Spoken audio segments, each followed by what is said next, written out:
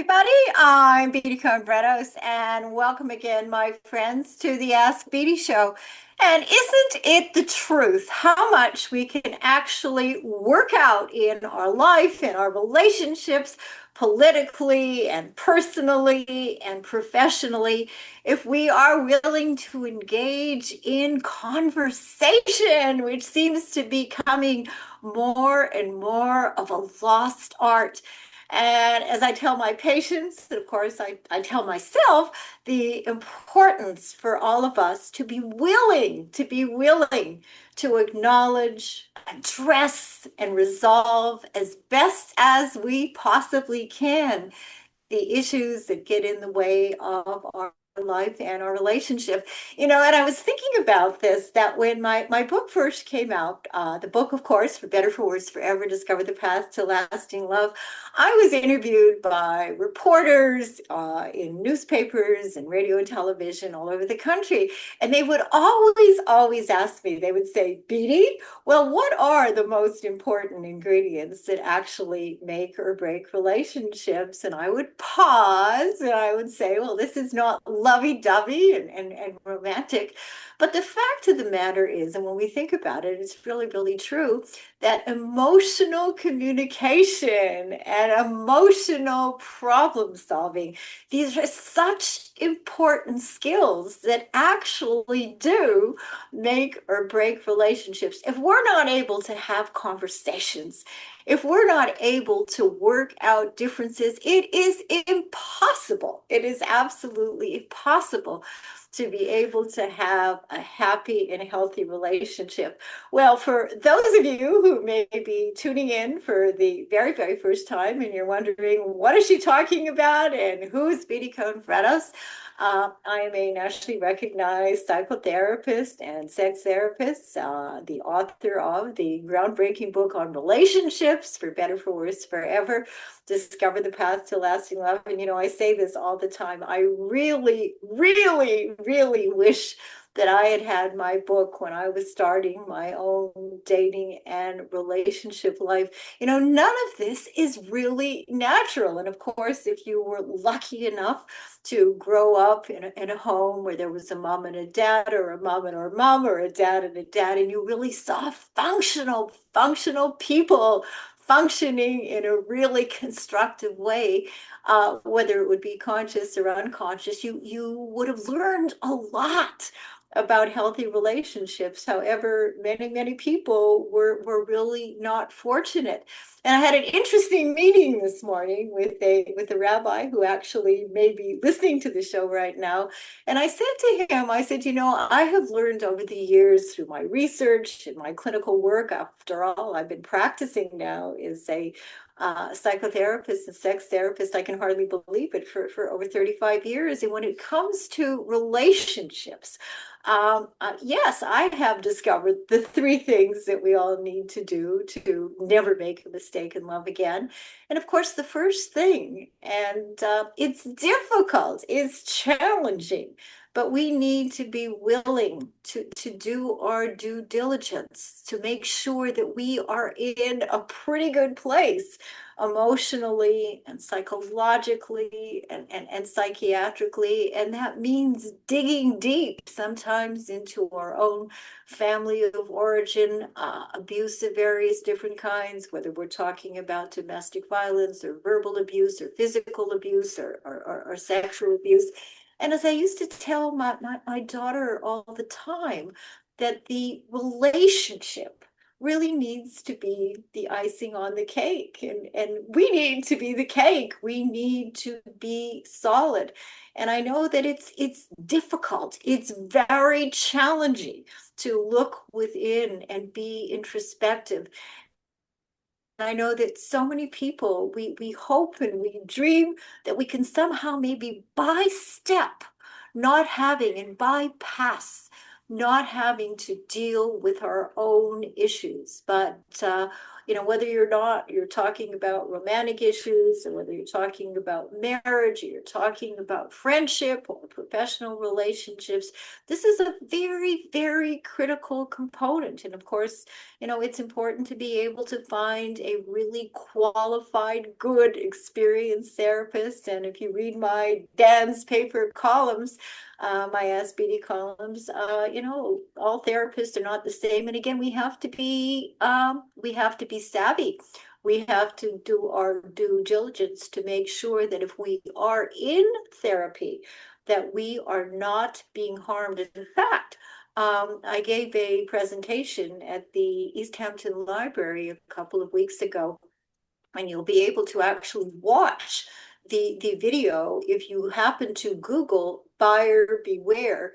Is your therapy or therapist helpful or harmful? And I go through things that we really need to look at, how well we need to assess as we begin therapy, whether or not the therapy and therapist is going in the way that is going to be in our best interest. But getting back to the three things that we all need to know, we have to learn, and we have to do.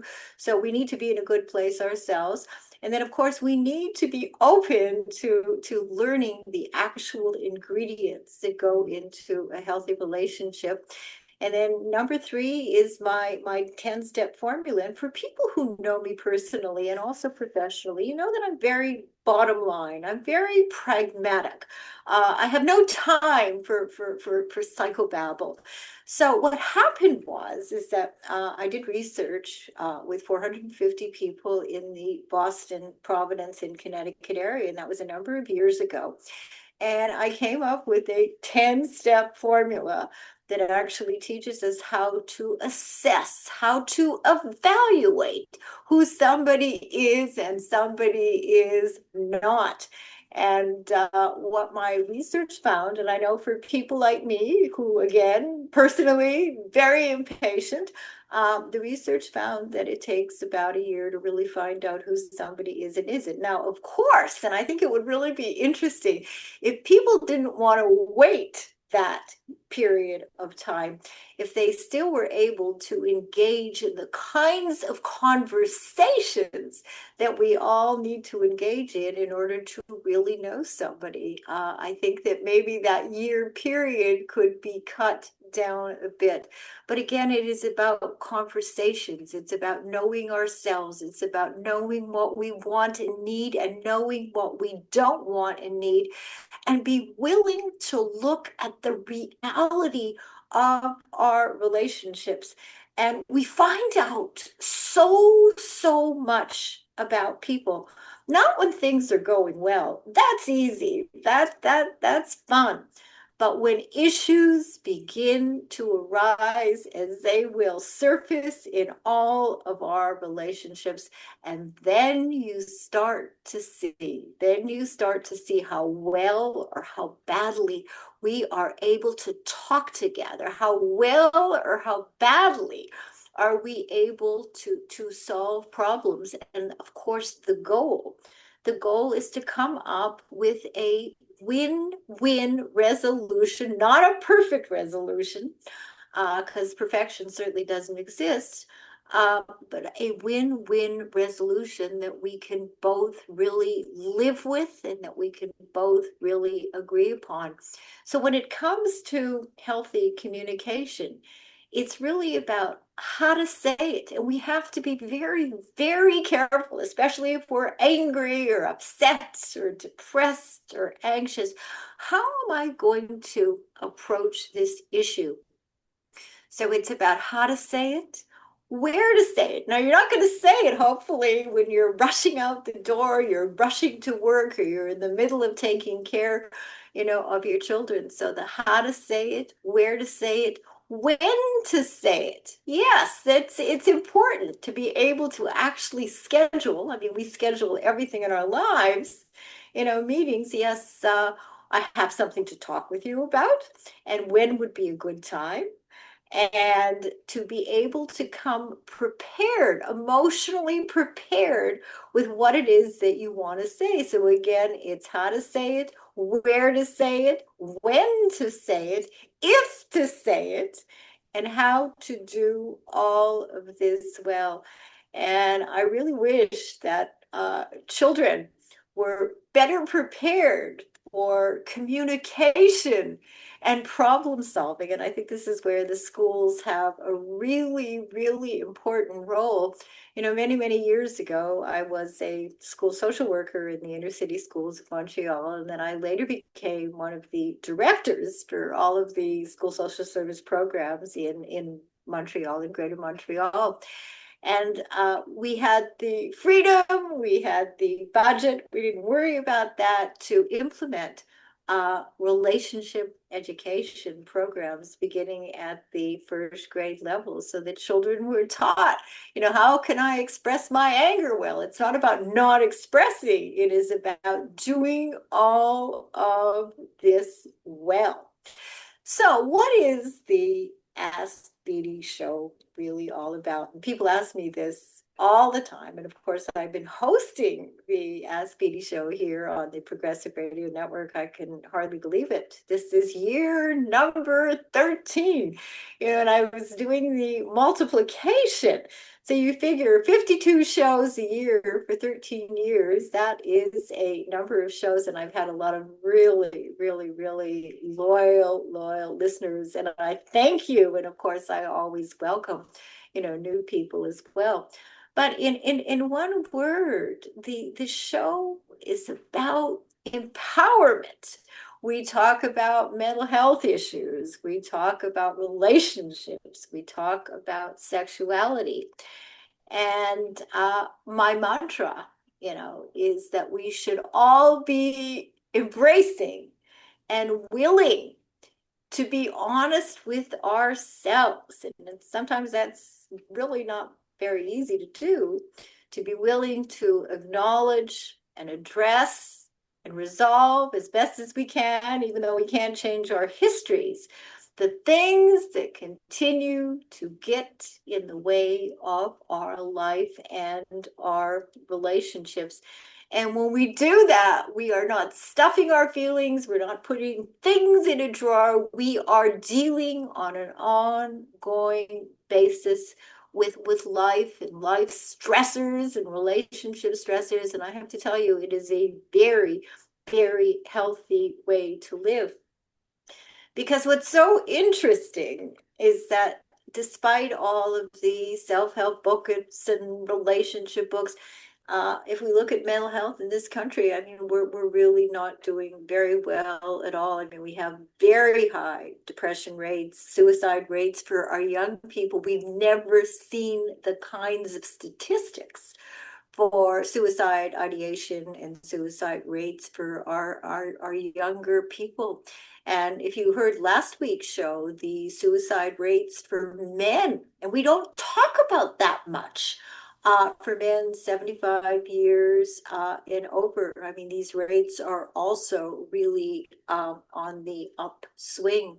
So again, despite all the books, we are in trouble in all kinds of ways. And I just want to cite you some suicide statistics. Did you know? And this is really a frightening statistic that suicide is the second leading cause of death in the world for those aged 15 to 24. And what I found in working with adolescents, and I've spent years and years in treating young people and teenagers, it's challenging. It's challenging in all kinds of ways. And the disconnect, despite the devices and the computer and all of the online things that are going on, the disconnect that our young people are feeling, it is great. And we should not fool ourselves or minimize that this is a real issue. And did you know that suicide is also, it's the fourth leading cause of death for older adults, 18 to 65. Suicide rates for females are highest amongst those age 45 to 54. And women attempt suicide 3 times more often as men. And suicide amongst males is 4 times higher than amongst females. Male deaths, and this is something that you may be surprised about, represents 79% of all United States suicides. And this is where if you are struggling, even if you're not suicidal with depression or anxiety or other psychiatric issues, including sexual problems and relationship problems, I really, really do hope that you give yourself permission to reach out and get some really good professional help. And if we're looking at how well or how badly we are doing in the world of marriage, again, we have to be honest. We cannot pretend and hide behind illusions or dreams. I mean, we're talking about a divorce rate in this country for first marriages of 49 to 50%. And I'll always ask people, so what do you think? How do you think people are doing with their second marriages or their third marriages? Well, the divorce rate for second marriages happens to be 67%. So from marriage number one to marriage number two, one wonders, what we have learned or not learned. What about third marriages? Well, again, you may be very surprised to hear this, that 71% of couples marrying for the third time also end up divorced and end up in a divorce situation.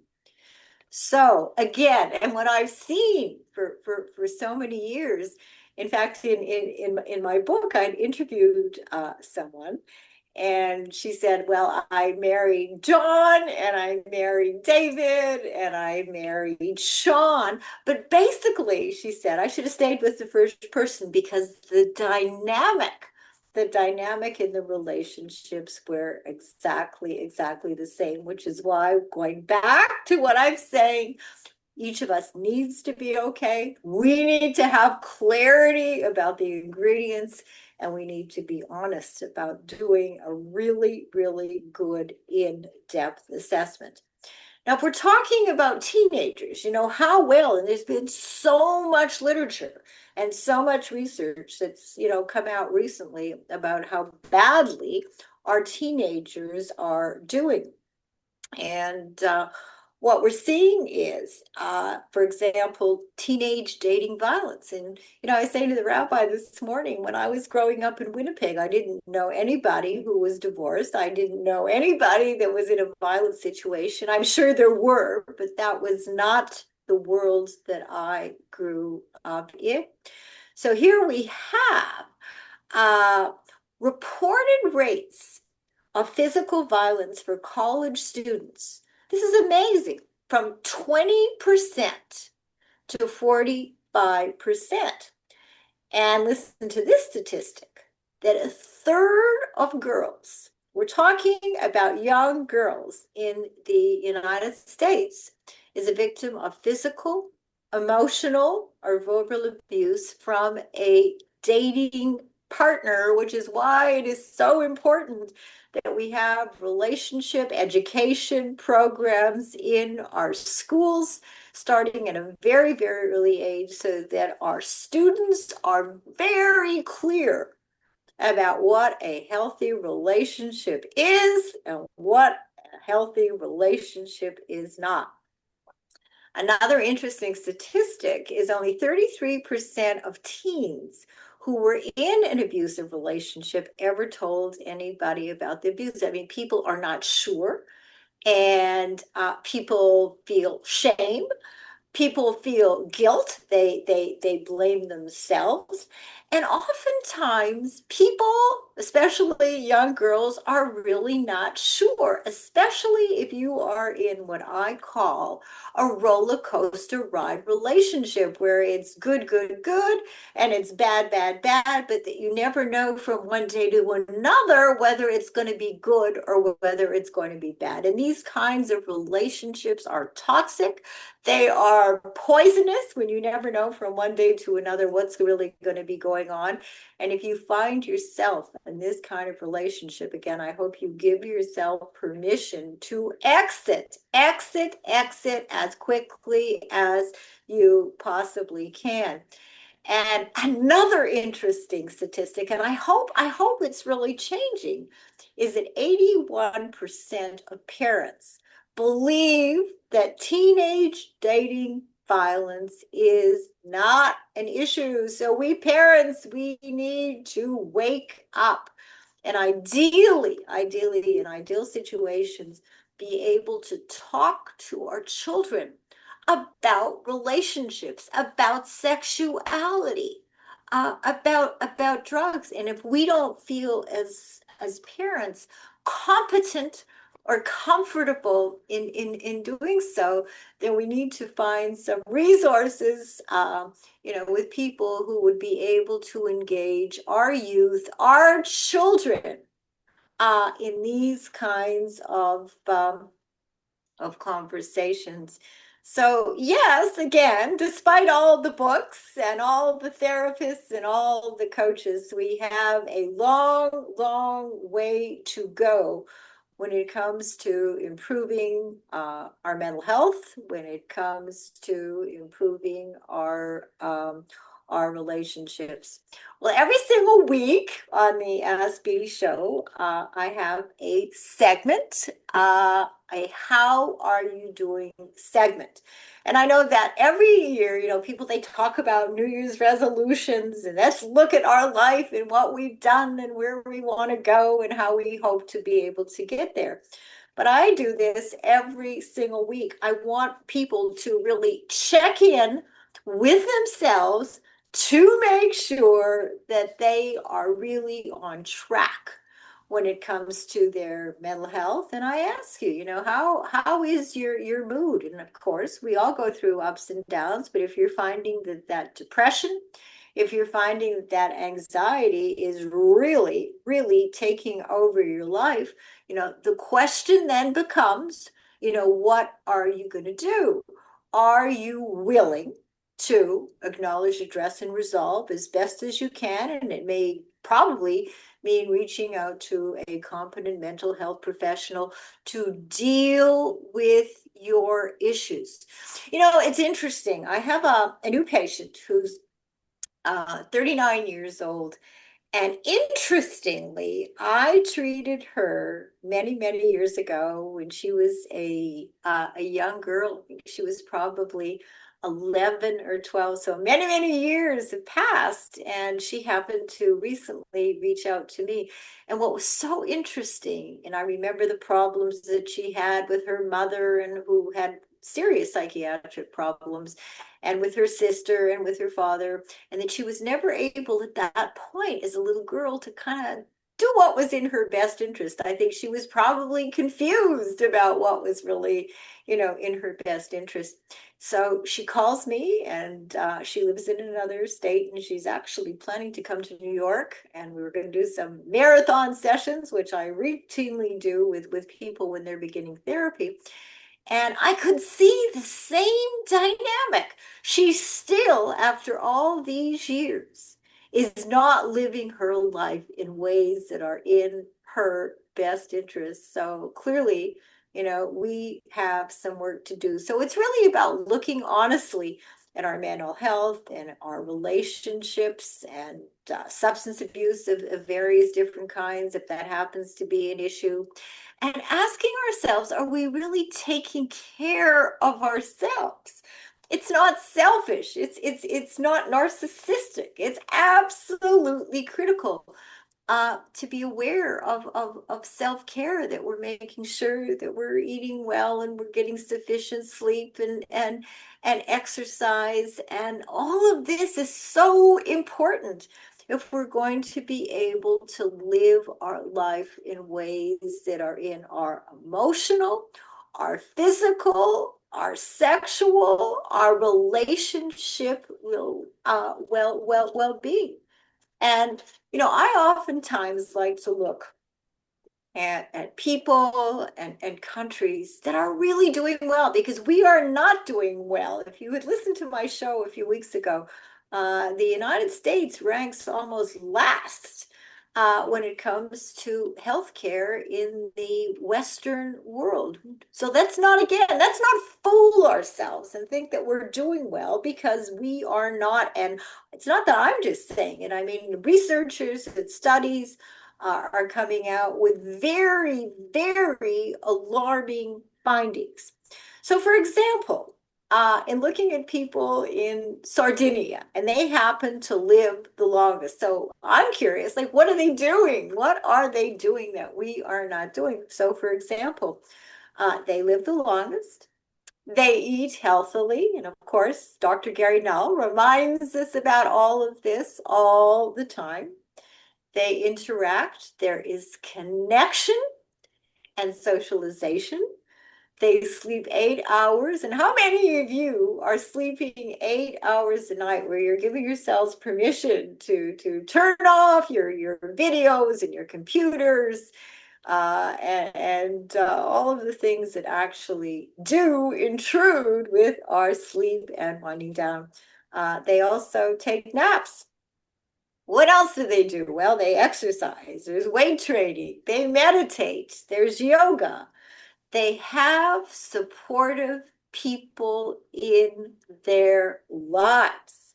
And what does that mean? So when I talk about toxins, when Gary Null talks about toxins, I think he talks about toxic foods and toxic science. And when I talk about toxins, I mean, I also mention toxic foods, but I oftentimes emphasize the importance of eliminating, and I don't mean killing, but eliminating, extricating yourself from toxic people. And that sometimes means friends and family. Now, again, I'm not talking about not trying to work things out, not having conversations, not trying to come up with a win-win resolution. But I'll tell you what I have found over the years as a clinician, just as a woman, as a human being, is that a little bit of poison is poison. And I'll hear from women who are in abusive situations all the time, and they'll say, well, he doesn't hit me every day.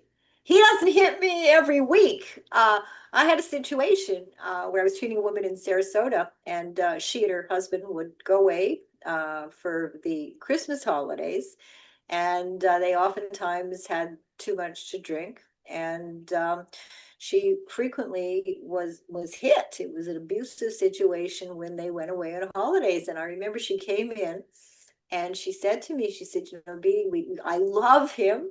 We have a good marriage. We have a good life. We have boats. We have houses. And she said, on occasion, he is abusive. Of course, my response to her was, it is never okay, whether we're talking about on occasion or anytime, to be in an abusive relationship, whether or not we're talking physical, emotional, sexual, verbal, of any kind. But what I found, what was so interesting and not surprising in treating this woman, is that she had been beaten up by her parents almost every single day as a little girl growing up. So unconsciously, it was not conscious until we really started to dig into her history. For her, once a year or infrequent abuse was not so bad in comparison to having been hit as a child almost every day. Well, I have to tell you, her therapy was very, very successful. She realized that occasional abuse is never okay. And I'll never, ever forget the day. This was a man who many of us would know about, we've read about, we've heard about, one of these types. And he came in and he was not ready for two women who were going to confront him. And I was so proud of her. She said to him, listen, I love you, but you can never, ever touch me again. And if this happens, we will get a divorce. And I remember looking at him. Nobody spoke to this man. He was used to being in charge. He owned businesses and he was the president of various different companies. And he sat there. And I think he really heard what she had to say. And of course, I supported her a thousand percent. And I remember seeing them at an event many months after the therapy was over. And she looked at me and there was a big smile on her face. And she said, things are looking well. And this is why it's important that we give ourselves permission when things are not going well, when we feel that we're being beaten up. I mean, maybe not physically, to be able to say first to ourselves and then to other people, enough is enough. And that sometimes means really ending relationships, and that may be with friends and family, and extricating ourselves from dysfunctional relationships across the board. Not easy to do, because what I have found, and I have worked with hundreds and hundreds of women who've been in domestic violence situations, you sort of get used to this pattern. You start to blame yourself, you feel guilty, you feel shame, and then the roller coaster ride continues, and then you're on a good ride for a while until things start to turn. So it can become very confusing unless we have clarity about the ingredients that need to go into a healthy relationship. So what are some of the other things that people who live the longest and are the happiest do? They help others. They give back. There is a purpose for getting out of bed in the morning. And I think that is something that we really need to think about, that it cannot just always be about us and our wants and our needs, but the idea of giving. And this is something that I have been so fortunate to be able to do as a psychotherapist and sex therapist. I mean, I've treated thousands and thousands of people, from all walks of life over the years. And I'll tell you that in the giving, it has really made me a better person. I mean, I've met people and treated people who in my normal life that I would never ever have had the opportunity to meet, let alone treat.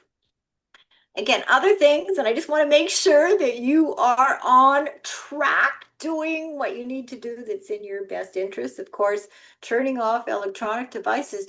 You may be surprised to know, and I had asked some researchers about this. Do you know that the typical teenager spends about 9 hours a day on their devices? No wonder why there's such depression, suicide ideation, suicide, the disconnect. I think we can fool ourselves and we can think that we are connected, but these are not real connections.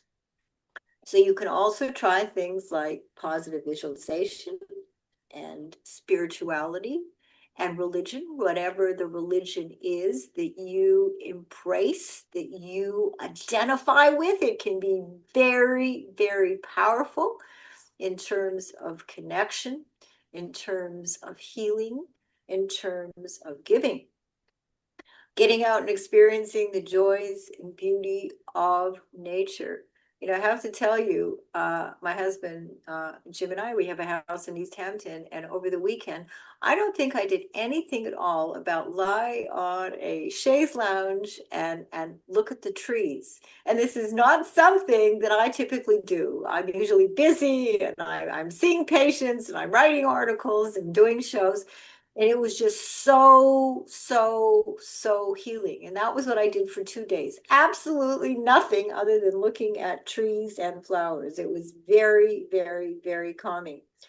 Uh, the importance of being honest with yourself and expressing your feelings by keeping a journal, perhaps, of your thoughts and your activities. Uh, what about, getting a dog? We have Cha-Cha, who's almost 14 years old, who's really been a love, despite the fact she's starting to fail in a number of ways. It's been wonderful to be able to give and nurture. For those of you who have pets, I know that you know exactly what I am saying. Uh, and if you don't have the kinds of support and connections, I mean, reaching out to a support group can be very healing. What a great way to be able to make friends, connect with people, express your feelings, your true feelings in an honest and meaningful way. Of course, eliminating sugar and soda and reaching out to trusted friends. And again, finding ways to help others who are in need. And again, the studies show the importance, again, of finding your purpose and finding a way also to express your own love to people who you really care about. You know how sometimes we forget to say I love you to our children, to our spouses, to friends. It's so important to keep that emotional uh, connection going. And of course, finding ways. Everybody is busy, busy, busy, busy. Finding ways to try to maintain a balance between work and fun. And what I have found is that the number one mistake that couples make, and I work with a lot of couples, is that the couples tend to get lost in the mix. There's the children and the work, and we have to pay the rent and put groceries on the table for our children. And yet, if you are really serious about wanting a happy, healthy relationship, it is really important. And not just in the beginning when you're dating and you're in the honeymoon stage. It is really, really important to prioritize your relationship, or you could be in for some really big surprises and not happy surprises, which takes me to another subject today, and that is extramarital affairs. Now, as the advice columnist for dance papers in the Hamptons in New York City and Palm Beach, I oftentimes receive emails and letters from people who read my column. Again, it's Ask Beatty, Dance Papers. I've been writing 2 columns a month for over 3 years, covering a variety of different subjects. So I received 3 recent emails, and from 3 women who discovered that their husbands were having an extramarital affair. And I want to just give you some statistics just to let you know what is going on in the real world. Okay, between 25 to 60%, so that's a broad range of Americans, cheat on their spouses in some fashion, whether we're talking about online, whether we're talking about real life affairs. Male respondents in the 51 to 59 age group have the highest infidelity rate, so that's 51 to 59, and 31%. And 16% of women, this may be surprising to you, in their 60s reported infidelity, the highest rate among female respondents. So it's not the 20s and the 30s. So women in their 60s reported the highest rate for infidelity for women. Studies estimate that 10% of affairs start online, and that 40% of online affairs turn into real life affairs. So, although cheating, as we know, was once considered primarily a male activity, the incidence of women cheating has continued to climb. So you may wonder, so why are people cheating? Why are people having extramarital affairs? Well, I've identified nine, I'm sure there are more, nine primary reasons. Marital dissatisfaction, sexual dissatisfaction, a desire for variety. I love my spouse, but a surprise, unanticipated encounter that turns into an affair. Do I still have it? A need for validation from someone other than my spouse. My spouse has a chronic illness and I need some emotional and physical and sexual intimacy. Number seven, retaliation. I want to punish my spouse for having had an affair. Number eight, plain and simple, sexual chemistry. Number nine, consciously or unconsciously, and this is absolutely my experience, that affairs, regardless of the other reasons, are wake-up calls that something is amiss in the marriage. I want to read you just a couple of letters, and then we will tackle the question of whether or not these people should stay or go. So this first email is from Sylvie. John and I have been married for almost 40 years. We have two married daughters and grandchildren. Last year, I discovered that my husband was having an affair. We have several homes around the world, and the private investigator who I eventually hired discovered that my husband's mistress was living in one of our beach houses in Mexico. Apparently, this affair has been going on for almost 2 years. When I confronted him, he told me he still loved me and had made a big mistake. He promised to end the relationship immediately and do everything possible to try and mend the marriage. Okay. He promised also to begin marriage counseling, and it's been 8 months, and the woman still living in our home. And as for the marriage counseling, my husband has already canceled half of our appointments. You probably think I'm crazy, Beatty, but I still love him. I'm 65 and I'm afraid to be alone and start over. What do you think I should do? Well, there is lots to talk about, Sylvie. And I'm going to read you the second. There's three, but I'm going to read you just the time. A second letter. I am a 65-year-old married nurse practitioner who's been married to Gavin, 72, a financial analyst for almost 35 years. So these are long marriages. Our primary residence is on the Upper East Side, New York, and during the summer we vacation at our Southampton beach house along with our adult children. On the surface, our life seems idyllic. However, my husband has had numerous affairs over the years. Despite this, we made the decision to remain married. In the past, the majority of Gavin's affairs were short-lived. 2 years ago, he met a woman who he fell in love with. I found out about this affair, and she also hired a private detective. And in my own practice, I've seen this as well, when you're just not sure what's going on and you can't get to the truth. Many women have actually gone the route, and it's sad, but sometimes really necessary to find out the truth about what is really going on. So she found out about the affair, and this was the final straws. So I mustered the strength and made the decision to file for divorce. And no sooner than I hired the divorce attorney, my husband begged me to give him another chance. He promised to end the affair and do everything and anything to gain her trust. He told me how much he loved me and promised to be the husband that I deserve. Do you think that I should give him another chance? And this is from Angela.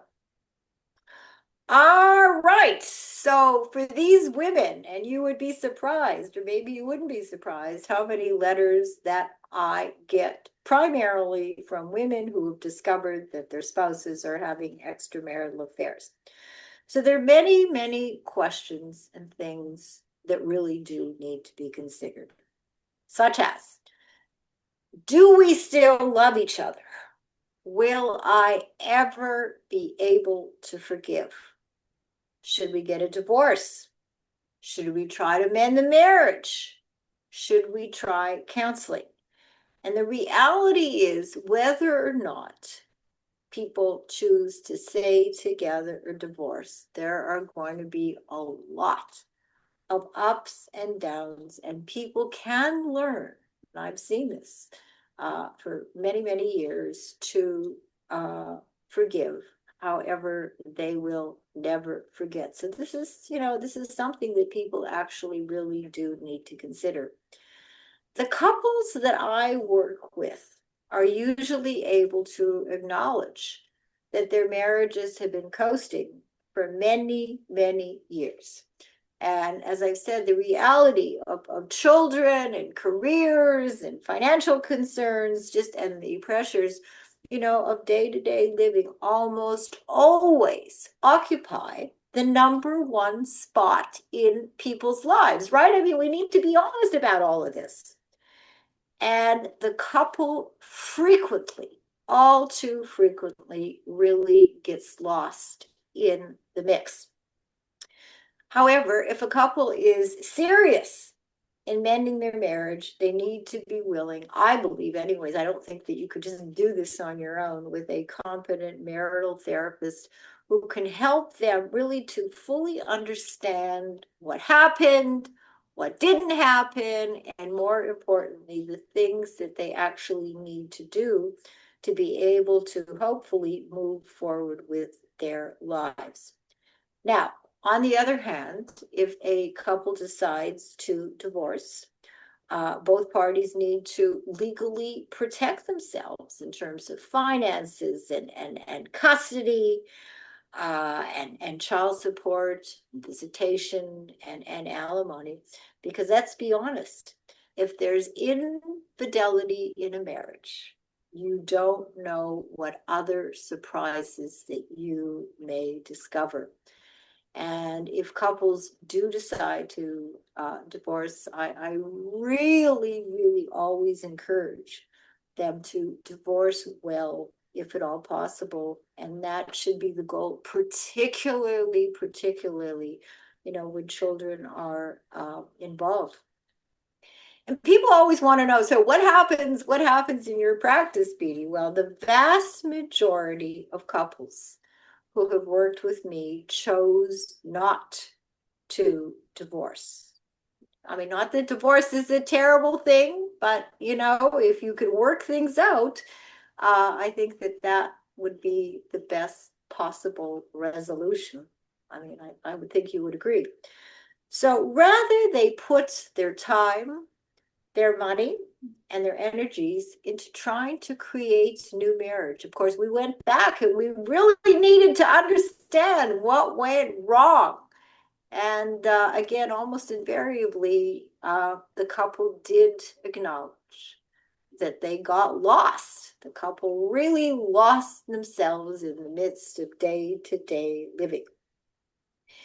In fact, many couples who I have worked with and have been through the ups and downs and the sadness and the pain and the anger and the disappointment and the depression of having to deal with the reality of dealing with an extramarital affair, they have told me that in going through the process, that their marriages in many, many ways were stronger and emotionally more satisfying, and also sexually more satisfying.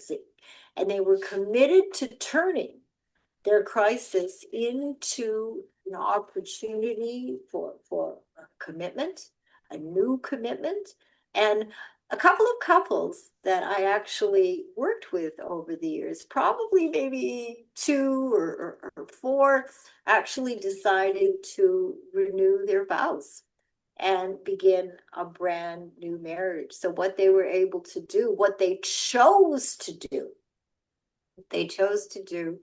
was to put their energies into trying to find a new way to love and a new way to grow. And the good news is that most were successful. The other thing that I've discovered over the years is that people just wait way too long to deal with all kinds of issues, not just relationship issues, not just sexual issues, but depression, anxiety, other psychiatric problems, substance abuse of various different kinds. When you think about it too, also health issues. We tend to wait too long to do the necessary work that would ultimately improve the quality of our own life and the quality of our own relationships emotionally and psychologically and psychiatrically and physically. And what I have found over all these years is that, I have never, I don't think, received a call from anyone saying we want to improve our communication and problem solving skills. It never, ever, ever happens. Typically, what happens is there is a major crisis, not a minor crisis, but a major, major, major crisis that really catapults people into a space where they can no longer deny or avoid looking at the reality, of their situation, whatever that situation is really going to be. Because what happens that it is our avoidance and denial and blame and self-blame and defensiveness, all of these things, they always will keep us in a downward spiral. And yet it does. It takes a lot of courage. And I wish there was a way I could fast forward the process, but unfortunately, I can't. It takes a lot of courage for people to be willing to be introspective and to look at themselves honestly and to look at their lives honestly and be willing to really acknowledge and address and resolve as best as we can. As I've said a million times, we can't change history. We can't change anything that happened even a second ago. The things, the people that continue to get in the way of our life and our relationships. And yet, what are the consequences? The consequences of not dealing, the consequences, if we refuse, to step up to the plate and confront our demons, the old and the new, knowing that we can't change anything that's already happened, it becomes increasingly more difficult to be able to fully enjoy our life. I wish, when people contact me and they've grown up in abusive families or there has been sexual abuse, I wish I could just say, well, let's just have a cognitive behavioral approach to things and think about how your mind can change your behavior and everything would be well. For me, as I say, I've been practicing for over 35 years. If that would work, I would have figured this out a long time ago. And unfortunately, we need to go back and we need to be able to process emotionally as best as we can what did and didn't happen in our lives and confront our demons in this kind of way. And I'm sure that there are many, many therapists who would disagree. And I call that bandage therapy. And I am not a proponent of bandage therapy. Yes, the therapy that people, go through with me, it's deep, it's hard. But what it does do, it frees them up because they have confronted the good, the bad, the ugly, to be able to finally live in the moment for the most part, without one foot in the past and one foot in the present. And this is the kind of work, I believe, that really needs to go on in most therapies. We can't pretend that the history did not exist, that the pain, that the abuse, that the substance abuse of various different kinds, the sexual abuse, the violence. We can't pretend that this didn't happen. And it would be great to be able to fast forward this process without having to get into the nitty gritty. But again, the way I've worked and the way I practice, that has never been my style of doing therapy, because I have never found that would be something that would truly be helpful to people, long term.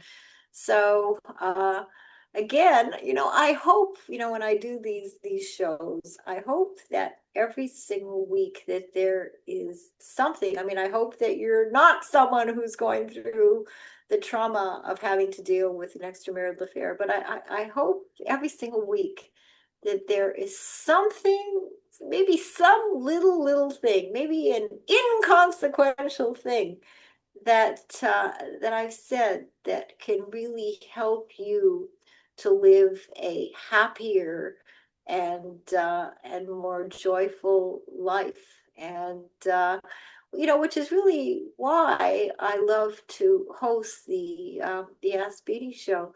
I've been hosting call and counseling radio shows beginning with ABC in Providence for many years. And when I first started with the Progressive Radio Network, the idea, of course, was this is going to be another Ask Beatty call and counseling radio talk show. But of course, I think with the internet and people's busy schedule and perhaps the time of the day that this show airs live, it didn't turn into that. So what I've tried to do, I've had some interesting guests on occasion, and I hope interesting subjects that really impact all of us, whether or not we're talking about divorce, whether or not we're talking about extramarital affairs, whether or not we're talking about abuse or depression or other mental health issues. I mean, all of these things are real in our lives. And yet the takeaway that I always hope that you have is that, yes, I'm willing. I'm going to acknowledge, address, and try to resolve as best as I can the things that continue to play havoc with my life and our relationship. So I cannot believe an hour is almost come and gone. It is 3:57 in very hot and beautiful New York City. It's 88 degrees. I think I'm going to take a walk after the show, and hopefully it will be invigorating for the second part of my day, which happens to be, seeing patients. It's so interesting in New York. Nobody wants to come in, so it's my practice is on Zoom. In East Hampton, fortunately, people are willing to come in. So I want to leave you with my 2 weekly messages. The first, of course, is to do everything you could possibly do to be living your life in ways that are in your best interest. And yes, that may mean dealing with your skeletons in the closet and your unfinished business. And secondly, of course, we all need to do a much better job in learning to try to understand and respect the other, to be willing at least to engage in conversations with people who we may have vastly differences with, and maybe our takeaway is that we can come together in unexpected and surprising and healing ways that we never thought could happen. So the art of conversation, the art of engagement, it can really make a difference in all of our lives. Well, I hope this has been more than an entertaining show. I hope that there has been some positive takeaway that you will have from today's show. And I look forward to speaking with you next week and every Monday from 3 to 4 p.m. Eastern Standard Time on the Ask Beatty Show, right here on the Progressive Radio Network. So have a really, really good rest of the day, and we will talk soon, everyone. Bye-bye.